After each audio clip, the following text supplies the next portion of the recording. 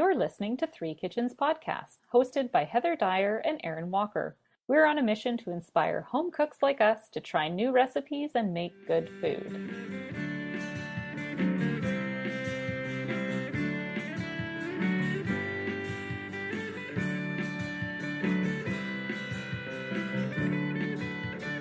Good day, Heather. Good day. That sounds terrible when I do it. Yeah, I don't even know what to think about that. But welcome to Three Kitchens Podcast. This is Erin, and I am joined with Heather. And Hello. The two of us are going to run through a recipe for you today, like we do. You are. You are going to run through. Oh, well, you're running through there with me. You're alongside. I'll hold your hand. That's exactly what I'm going to need for this. Well, I can't wait. All right. If it wasn't obvious from our terrible greeting at the beginning of this, I think it probably wasn't. G'day. It's going to be an Australian recipe. Nice. Because Australia Day is on January the 26th. I was going to ask you, what is Australia Day? But I feel like you're going to tell me. Well, I mean, Australia Day is just like Canada Day and the 4th of July. Okay. I don't know enough about Australia history to know if it's like when they first set it up as like a penal colony or when it became... So I think it goes back to, well, I did some reading. I didn't write this part down because I was like... Heather won't ask about that. But I think it was like 1778 and somebody first landed and propped his little flag into the soil with his boat of prisoners. And that was in Sydney Harbor. But... Did you know I'm from Australia? No. I was created in Australia. My parents lived there for a few years before I was born, but they moved back here while my mom was pregnant. So, right. I'm somewhat Australian because of that. I don't know if that counts. I don't think it counts. Probably not. But Australia Day was a holiday recognized in our house, and so when they all moved back to Canada, they would celebrate together and have Aussie Day. So that was a thing growing up for me. But I can't say I've ever had, or I don't remember ever having, what I'm making today. Oh, well, this should be good. I'm going to be making us the Australian cake that life would just not be the same without, Lamingtons. I have no idea. I've never heard of it. I've never heard of it, but oh boy, does it have some interesting stuff going on. Oh no. Or yay. I can't tell. She's like, I don't know how to read this. I don't know. Interesting stuff could be good or bad. Okay. It's a simple recipe, but the history behind it has a lot of debate. There is a lot of yip yap out there on the interweb that talks about where did these Lamingtons actually get invented. So before I can give you a little bit more about that story, I have to tell you what a Lamington is. So a Lamington is a simple sponge cake that is left overnight. You cut it up into squares, you dip it in a chocolate icing, and then you cover it with coconut. And they are delightful little cake squares. So the name Lamington comes from one of the governors, I believe, whose name was Lord Lamington. So the Lamingtons are named after, well, Lord Lamington, or could have been possibly Lady Lamington. I'm thinking Lord Lamington had nothing to do with cake except eating it. Perhaps. No, but you know how we like to go through history and decide to... demanding that he eats it. We just name everything after the dude. No, she was Mrs. Lord Lamington. Exactly. And there are quite a few different stories about where and how these things came to be. So the first is by accident. The Lamingtons were having some sort of soiree or gathering, and a friend had picked up a piece of cake to eat it and had dropped it in the gravy. Oh. And everyone laughed and went, oh, cake and gravy. And then she thought, gross. Oh, well, instead of gravy, how about I dip it in chocolate? And then dipped it in chocolate and thought, it's too sticky to hold, so I shall roll it in coconut. Suddenly they're British. Yeah. And then... you know, they probably were British. They were British. Come on, originally. Lord Lamington. They were exactly. British. It is a British colony. There you go. Yes, there you go. This is one of the stories out there. Sure. The second is that by necessity, the chef of Lord Lamington, who actually has a name. He was a good. French chef, Armand Galland, and Lord Lamington liked to throw these lavish parties. And so possibly the story goes that these guests showed up and old Chefy had to find a way to feed all these people, and he only had day-old sponge cake. So he reinvented it by dipping it in chocolate, rolling it in coconut, and voila, the Lamington was born. Mm. And of course, we named it after Lord Lamington, not the Instead chef. of the chef. Yeah, exactly.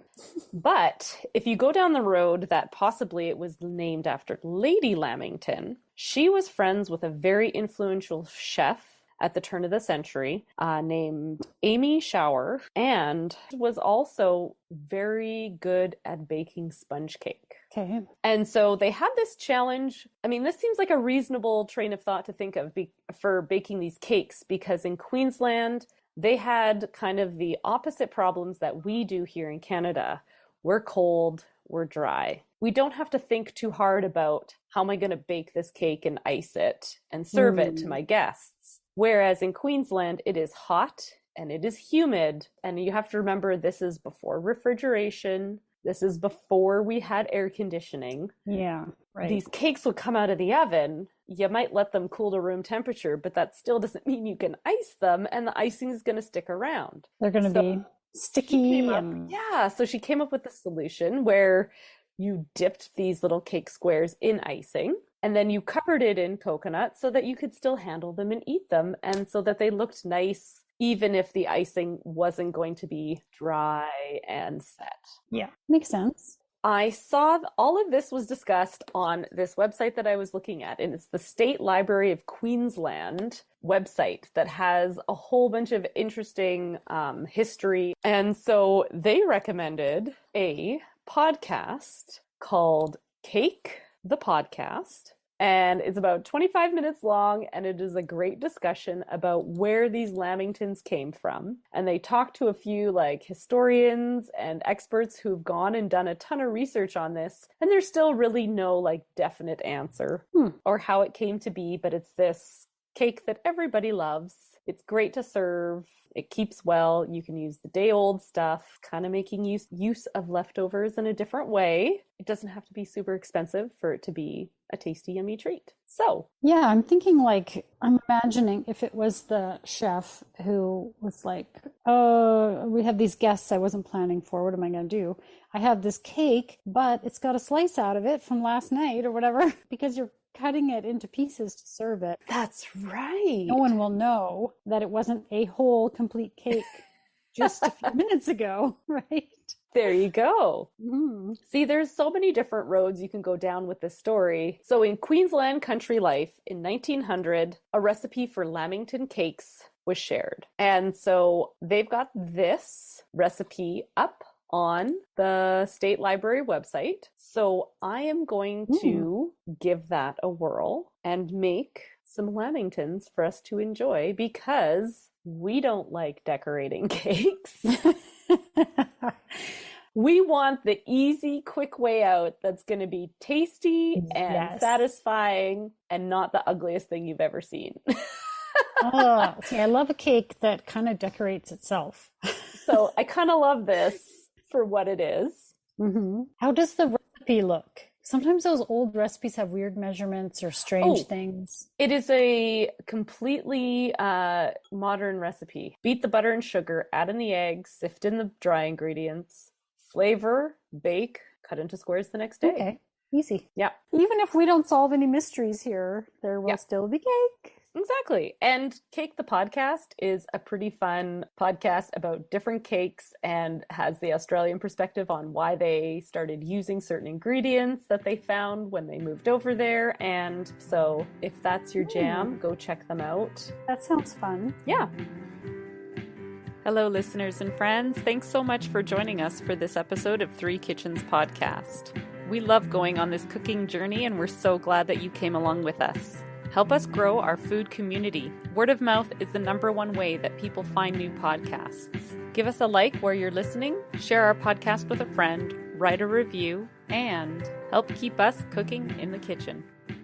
Lamington cakes. Mm-hmm. You couldn't just be simple, could you? It seems like they would be quite simple, so I'm Okay. so curious. So they are simple. However, I went down a little bit of a rabbit hole in trying to understand more about cakes in general, because I think we have totally admitted we are not cake knowledgeable people in any way, shape, or form. It's very true. We do like to eat them, though. Oh, absolutely.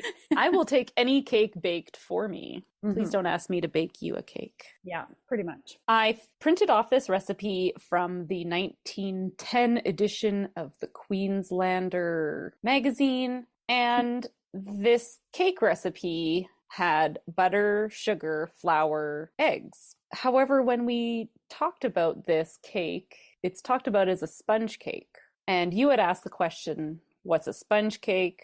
What's a pound cake? What the what? Sorry for raising questions. So I made this cake with this recipe, and it's a really heavy cake. It's not quite a pound cake, because a pound cake would have equal weights of butter, sugar, and flour. This isn't equal weights, so it does not fall in the pound cake category. The best I can find is it's a butter cake. I've never heard of a butter cake. I don't know, like a typical birthday cake type cake. In this first one, it was beat together the sugar and the butter, add in your eggs and flour, make a basic batter, pour it in a pan and bake it. Cut it into squares. I did the whole dipping it, icing it. We'll talk about that step second. And I cut into a piece and I ate it, and I was like, this is a heavy, rich cake. Nothing about this says light and spongy. So I started looking up what's actually a sponge cake. A sponge cake is supposed to rely only on the eggs. It doesn't have to do with any fats. So it's a much lighter cake. I happen to have this great cookbook from Australia, from my mom, because you know, as I am from Australia. It's the Australian Women's Weekly. Sorry. Oh, yeah. You are from Australia. Okay, so the sponge cake that they have in here, totally different story. It's got 3 eggs, sugar, flour, corn flour or cornstarch, a tablespoon of butter melted in hot water, and that is your sponge cake in this one. Oh, okay. And so this one is beat the eggs until they are light and fluffy. Slowly add in your sugar as you're beating these eggs until it is thick and the sugar is dissolved. Then you carefully fold in your sifted dry ingredients. And then you've got this butter hot water thing that you add in at the very end. You just quickly fold it in without damage the airiness of your batter. Right. And then you pour it into your pan and bake it. The baking time on both these was about the same. I used the exact same pan, and I got 2 very different cakes. So the sponge cake was lighter, fluffier. It was definitely a drier cake and not as rich and heavy as this first one was. Well, because it didn't have all that butter. Because it didn't have half a cup of butter in it, right? Yeah. And I have to say, like, it sounded like a sponge. Like, you know how when you press on a sponge, it kind of has like a spongy sound? This cake, I know what you mean. spongy sounding cake. So that's where I am going to assume the name sponge cake comes from, because it sounds like a sponge. I think it looks a bit like a sponge as well. It looks when you pretty get those spongy. little air pockets in there.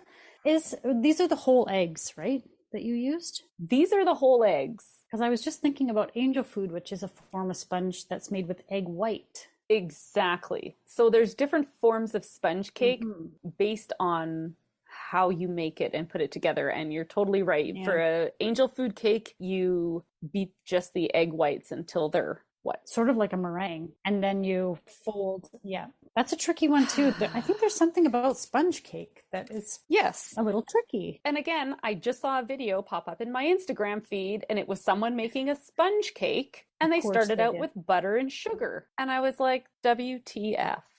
So what is going on? I have a feeling that some of the terminology here is getting muddled, and maybe some of us are saying the wrong thing. But from what I can tell, sponge cakes should not have a bunch of butter in them. They should not be a heavy, dense, rich cake. They should be this light, airy, fluffy cake. Right. And sponge cakes are often used when you make a rolled cake or a jelly roll cake. Mm-hmm. And if you can imagine with me, or you've baked these before, a birthday cake would not do that. Whereas this sponge cake, it definitely is a lot more flexible and it has a lot more give and movement to it, where you could probably bake it really thin and roll it up like you would in a jelly roll cake. Have you made a jelly roll cake? Good God, no. But I came across this as I was reading about it. Good God, no. It's amazing, actually, how many times we bake stuff for this podcast, considering, I mean, bake like quick breads and stuff more than we bake like desserts and things. If anything, I have been made very aware just how much of a baker I am not because of the amount of baking we have started doing and the rabbit holes that I end up going down. I even fail at cookies sometimes. Like, right? I'm not the baker.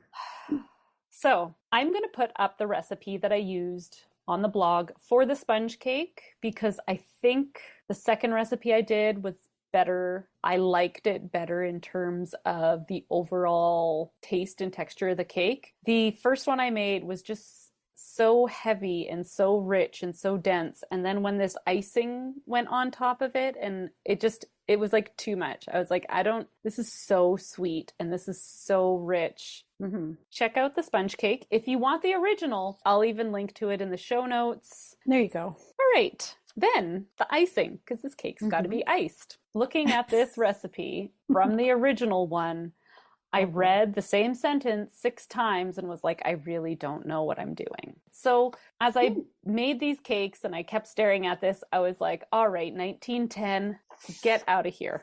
I've had it. So, fun. This recipe from the original posting of it, I've decided, nope, that's not my shtick. We're going to go for what is accessible, friends. Sometimes there's a reason things evolve and change. Figure out there's better ways to do it. Exactly. So I took a recipe from the Australian Women's Weekly. So they've got a chocolate icing recipe that I just modified a little bit because I didn't have enough icing sugar. And the first time I made it, I thought it was way too rich. So I also reduced the chocolate and everything in it. So the icing is a little bit different on cake number 2 as well. So 350 grams of icing sugar, 3 tablespoons of cocoa powder, a tablespoon of butter, 95 grams of milk. The milk and the butter just warmed up together. As soon as they're warmed up, you take them off the stove, you sift in your sugar and cocoa, and then you use that. And this coated all of the cake that I made. You coat each side of your little cake, roll it around in there. It's kind of a messy job. I found the best way to do this without getting your fingers totally coated was some chopsticks. So you use chopsticks to like move your cake around, and then I just stabbed it right through the cake at the end and picked it up and then balanced it on 2 chopsticks and let some of the icing drip off, and then dumped it into the coconut, rolled it around in there, popped it onto a drying rack, and bada bing, bada boom. Just like that. Oh, and I should mention, both of these cakes I baked the day before as recommended and let them sit for 24 hours before I chopped them up into 2-inch squares and did the icing part. So it's meant to be like day-old cake.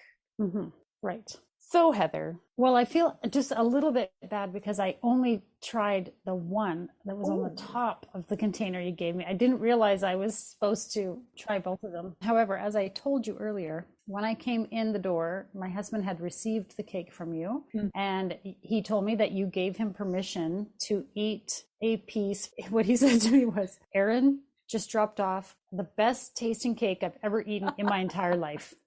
And here it is right here. He's like, when can I have another piece? So he's all about the rich, sugary. But he hasn't tried the top one. And I only tried the top layer, which was the second version, the sponge Go cake. get your Tupperware. Okay, I'll be right back. I didn't think she was actually going to go run and do that.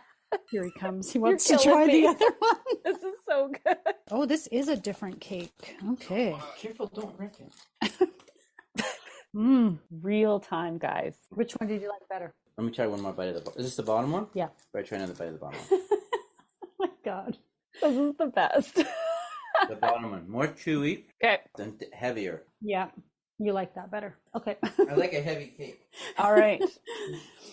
Oh my God, they are quite different. All right. So now that you have, That is quite a difference. That first recipe is so moist.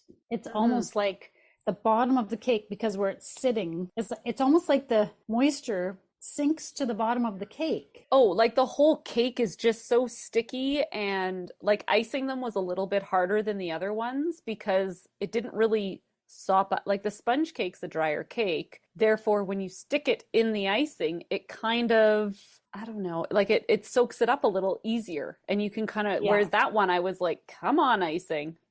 I could see that, how it would almost slide off it.